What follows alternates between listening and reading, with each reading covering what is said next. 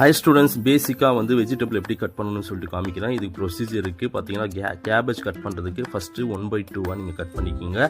இது போல் cabbage cut பண்ணிட்டு அதுக்கப்புறம் அதுலேருந்து திருப்பியும் 1/2 கட் பண்ணுங்கள். ஒரு கேபேஜை 4 கட் பண்ணுங்கள். ஒரு கோஸை 4 கட் பண்ணிட்டு அதில் தண்டு இருக்கு பாருங்கள். அந்த தண்டு வந்து முதல்ல வந்து ரிமூவ் பண்ணணும். அந்த தண்டு எப்படி ரிமூவ் பண்ணணும் அப்படின்னு சொல்லிட்டு நான் காமிக்கிறேன். முதல்ல நம்ம எந்த ஃபுட்டு செஞ்சாலும் பேசிக் வெஜிடபிள்ஸ் வந்து கட்டிங் தான் உங்களுக்கு வந்து முக்கியமானது. இது போல் தண்டு வந்து நீங்கள் கட் பண்ணி எடுத்துங்க. அந்த தண்டு வேஸ்ட்டு தான். அதாவது நம்ம சூப்புக்கு ஒன்று ஸ்டாக் வாட்டருக்கு யூஸ் பண்ணிக்கலாம் அந்த தண்டு.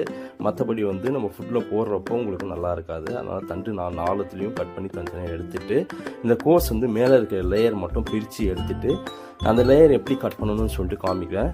பாருங்கள், ஃபுல்லாகவே பாருங்கள். அந்த லேயர் எப்படி கட் பண்ணணும் அப்படின்னு பார்த்தீங்கன்னா,